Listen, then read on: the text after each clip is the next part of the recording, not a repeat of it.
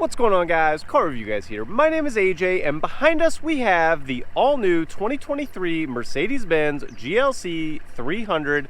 This one is the rear-wheel drive model, and when I say all-new, obviously it's been around, but this has been redesigned, refreshed more, if you will. And this is going to be the full review, so let's start with the exterior, work our way to the interior, and then we're going to take it on a drive. Let's roll.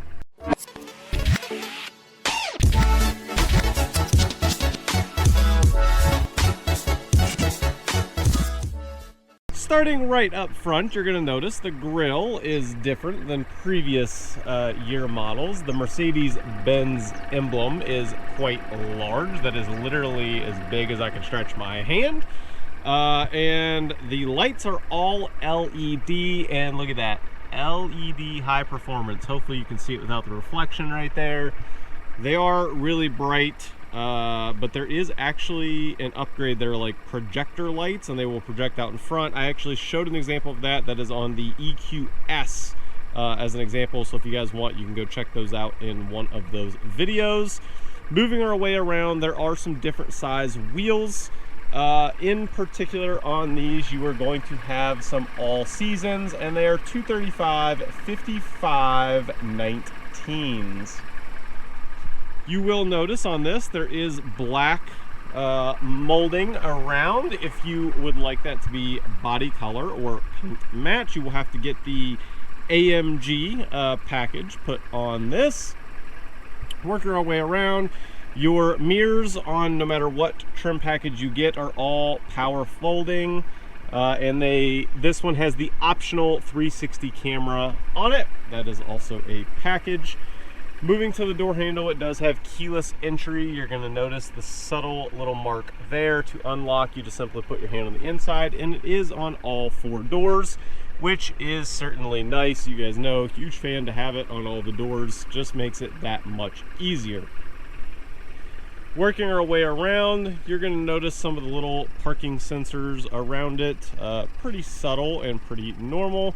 Back here, not too much changed. I mean, a little bit more sleek, I guess, just slightly, but nothing too crazy. Still love the dual exhaust. Of course, this is a mild hybrid. We'll get into all of that shortly. To get it to go up, you can do the standard kick. I don't know if it'll do it because I have the vehicle running. No, it's because the vehicle's running. It does work though. And then under here is your little pad. You just simply press and up it goes. Now, in the back, I believe the cubic feet is around 21.9 cubic feet of storage, and it's around the 56 mark if you fold down the seats, which is as simple as just this button, bang, there you go. Same thing for the other side. Now, the one thing this does have is a 40-20-40 split. That is certainly nice and unique. Honestly, I don't know if I've seen that before, so that may be a first for me personally, not to say that it doesn't exist. And then underneath, you do have a full-size spare. Moving on around, it does have a passenger fuel door right here. It has a 17.4 gallon tank, and on this rear-wheel drive model, you are going to get 32 mpgs on the highway, 25 for the city, with a combined average of around 28 mpgs. That is like around 4 miles to the gallon improved over the previous year model. So definitely a big bump on this. If you go with the all-wheel drive version, you're going to lose about roughly 2 mpgs per each category. So still not too shabby if you decide to go with the 4MATIC. Underneath the hood, you're going to have a 2-liter inline 4-cylinder turbo with a mild hybrid, as already mentioned. You're going to get 255 horsepower and 295 pound-feet of torque. And of course, it takes premium gasoline. Not too shabby if you ask me. And that is paired with a 9-speed automatic transmission. Alrighty, time to step inside. We're gonna start with the rear here. I am 5'9" for any of you that are new to this channel. By the way, we are on our way to 20,000 subscribers. I appreciate each and every one of you for taking the time to not only watch this video, but also subscribe. It means a lot to me. So, stepping on in, see if this is easy or not. It is a little bit tight. You have to duck just a little bit, nothing too crazy, but of course this is not a large SUV. Easy to step in and out of. The one thing I will note is, I don't know if you can see, let me get the camera to adjust, just how deep this is. Like, that's my hand. It's pretty deep, and the good news to that is you have a lot of room with your feet up and down. The only thing is, when you go to get out, just be careful not to basically trip, because that is actually unique. Usually it's a little bit more subtle than that, and I noticed that right first time I've actually gotten back here. Checking the materials, because of course that is pretty important. It has a Mercedes-Benz Tex leather, is my understanding, and it is made for easier maintenance. Now, I don't know all of the details to that. However, it is soft touch. Moving up, also soft touch. You can obviously see this car, or this SUV rather, has the ambient lighting package, and oh boy does it look good. Also has the upgraded, I said Mercedes-Benz, so the car is like trying to talk to me. Anyway. I'm sorry, but I can't help you with that right now. Yeah, thank you. So the speakers are Burmeister. They are, if I'm butchering that, I do apologize. I've called them Burmeister my entire life, and I've been reviewing cars for quite some time now. So anyway, upgraded audio, it sounds really good. In the middle, you're going to notice you've got two AC vents. The one thing that I don't notice back here is any charging of any kind. So no USB-Cs or Bs or As, any of the chargers. But you do have a middle thing right here. You're just going to press it. Your phone can sit in there. Press it partially again, and the cup holders drop out. I really like this, and these, I wish that more manufacturers actually did this, because now you don't have these cup holders taking up space for your elbow. So it's kind of nice, and it's like literally right where you grab your drink. So ergonomically, it's actually really, really nice. As far as headroom goes, in the rear, you're going to have around 39.7 inches. And again, I am 5'9", and I still probably have, I would say 3.5, 4 inches above my head, and that's with my hat, because obviously I can push my hat down probably like a half an inch or so. So nonetheless, there is a good bit of space. As far as leg room goes, you're gonna have around 37.4 inches, and this is exactly where my seat sits to drive the vehicle. So there is a good amount of space. Now, this is an early review, so all of the stats and figures are not out there, not even on the website. I can't even build this vehicle on the website yet. With that said, the one thing that it does state on the website is there is more space interior-wise than the previous generation. Now, whether that's 0.1 inches or 10 inches, I don't know, but it is more spacious than previous year model. I think it's time we jump up into the driver's seat. Let's roll.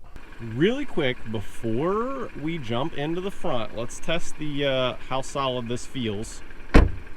Just look, it's so quirky, I know, but it's such a solid door. Like, the Germans just know how to make a solid door. I'm just saying, like, so nice.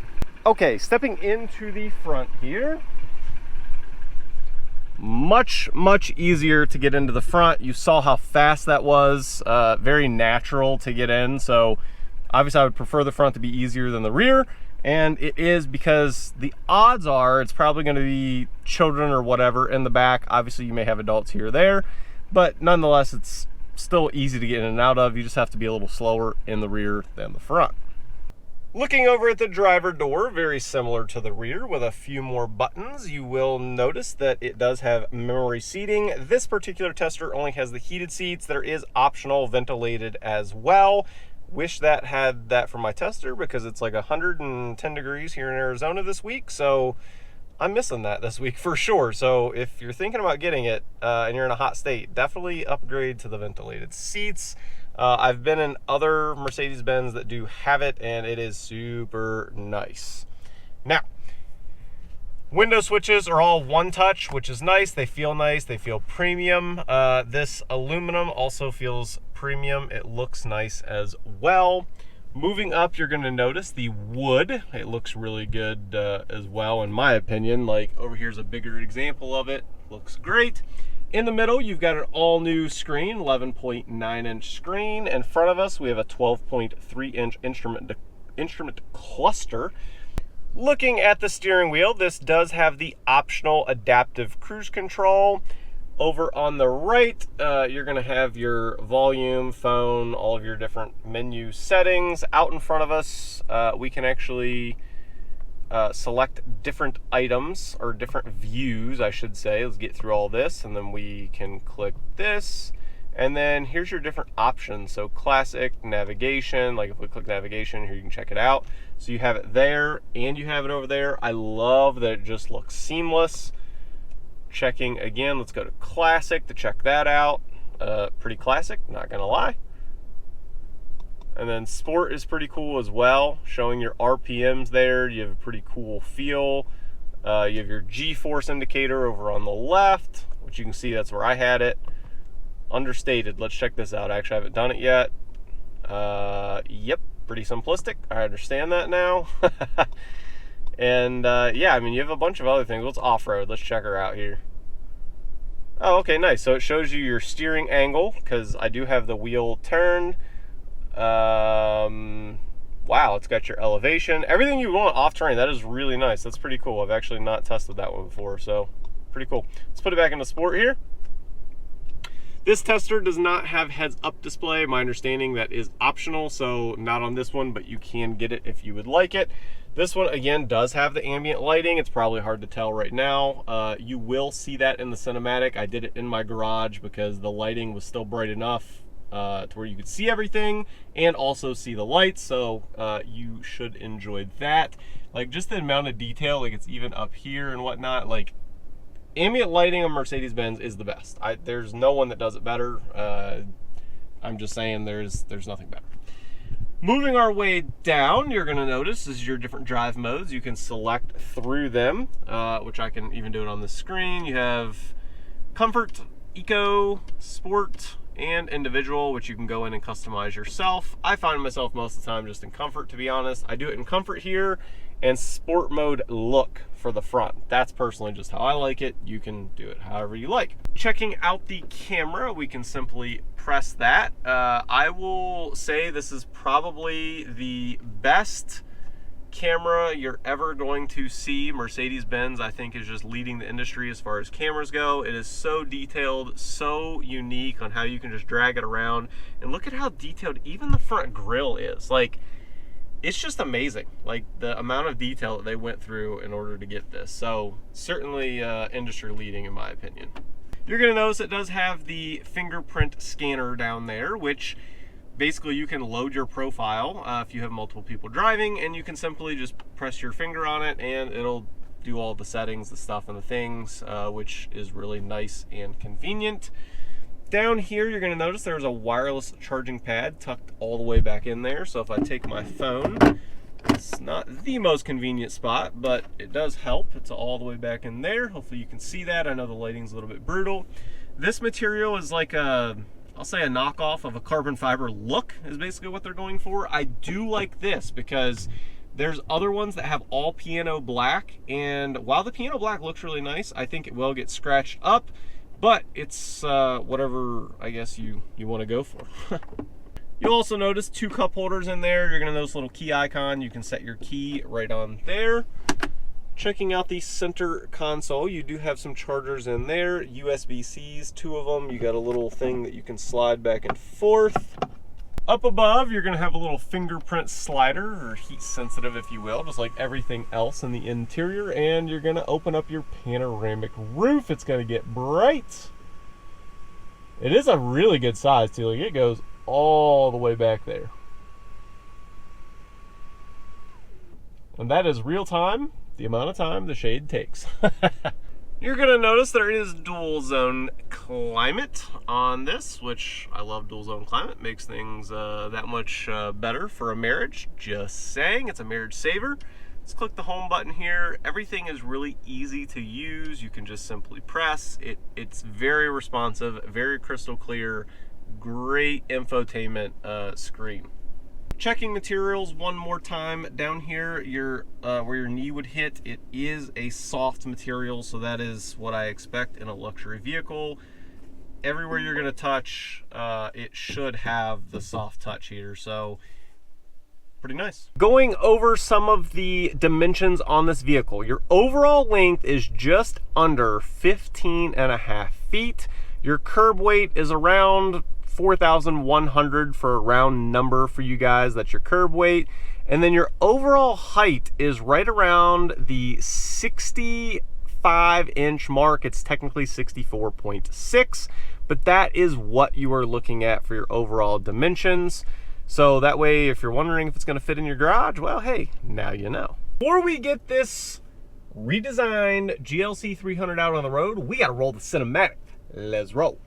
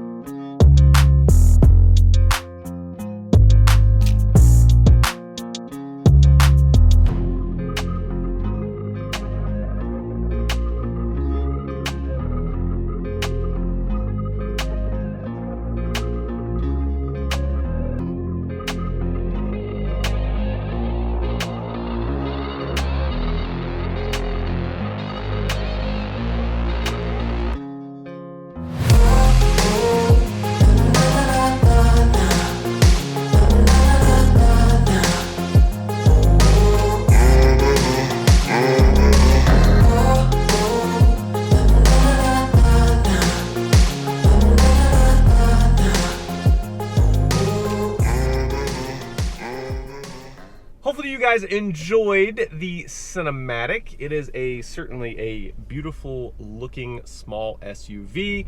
Now, as we get this out on the road, some of you are going to ask, because you may not know, what is some of the competition? Well, BMW X3, a Audi Q5 are some of the competitors for this vehicle. So if you're wanting to exactly compare those are the ones that you're going to want to look up.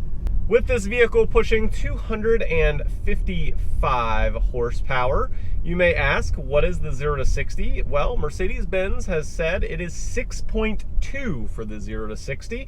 Now, with that said, some people are getting like 5.7 0 to 60s. I did one in a YouTube short, so if you guys want to see that, just go check that out. If it's not live yet, it'll be live within the week.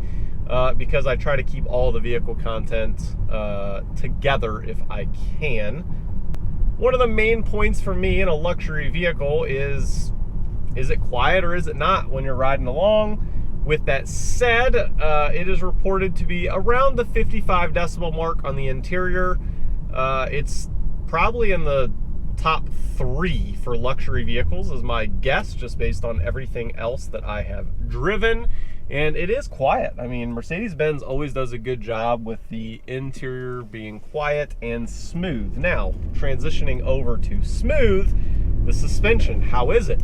Do the drive modes change it? Yes, it does. Like right now, I am in comfort. You can just kind of go back and forth. It's a little bit floaty almost because it's so smooth and it just goes over bumps quite well. Now, if I change it over into sport, you're gonna feel it a little bit more. There's less body roll. So I think they've done a good job programming. Along with that, obviously, is throttle response. There is a throttle response difference. So good job by Mercedes-Benz on the drive modes and the comfort of this vehicle. With the advanced safety package, you are going to be getting the adaptive cruise control. I love having the adaptive cruise control. Like actually right now, let's go ahead and set. And let's see here. How does she do? The lane centering does really good. Mercedes-Benz does a good job with that as well. And it does tell you very quickly, put your hands on the wheel. I was just testing it. My hand just barely off the wheel to see what it was gonna do. And it tells you probably within 10 seconds, which is a good thing. You don't want people to not be paying attention. The main point to me for lane centering is it's just less effort. And I know that sounds funny and it sounds almost like being lazy, But when you're on a road trip for like 8 or 9 hours, like, your wrists can get, over time, depending on the vehicle, a little bit sore. And this, the pressure is so light just guiding the wheel that it really takes away that tension whenever you're driving for long periods of time. So certainly a nice feature. The other thing, like I always mention, let's say you need to unscrew a bottle cap for water, it's just good to have that extra safety. You're not steering with your knee or whatever. I really like the technology. For me, I would always pay the upgrade to get that. Pricing starts at around $47,000 with the few options on this, such as the advanced safety, the ambient lighting. We are coming in at $54,000 on this particular tester. Again, this is the rear-wheel drive. This is not the 4MATIC one. So 4MATIC, you're always going to add $2,000, which is very modest. Many companies, I think, add $2,500 to $3,000. So for luxury, just to go up just that little bit, I'm impressed. We are coming up to a turn, so let's test the body roll in sport. We're going to drop it into sport. So here we come. We're going to take this turn at 25. Oh, and it's quick. Oh, yeah. For an SUV, that's impressive. And some of you guys, I've read the comments. Some of you guys think that I exaggerate. I don't. I'm a raw reaction type of guy. I mean, especially for those of you that really know me in person, I'm not going to butter something up that it's not. That's good. I mean, I know it's a smaller SUV, but that's impressive. Checking the blind spots, looking over the left, the pillar is in a pretty good spot. Really easy, almost just hit a rabbit. Oh my goodness, he lived another day barely. The pillar is in a good spot though. You can see right back to the windshield where you would want. Checking over our right, again, I made a short on this as well. You can see out of those windows quite easily too. The passenger seat, with it being pretty far back, does block your view slightly, but not bad. It is really impressive how quiet this vehicle is. I mean, just the more I drive it, it's very quiet. I am thoroughly impressed with how quiet this vehicle is. I think that's gonna pretty much wrap up this video. I think we've covered everything. If I'm missing something that you guys would like to know, comment down below or try to respond to every single person. And if you guys liked the video, then please be sure to give it a thumbs up. It does really actually help in the algorithm. And also, if you like this style or you like supercar content or whatever it is, be sure to subscribe because I generally cover it all as a supercar owner. And just like that, this video is over. And I'll catch you guys on the next one. Peace.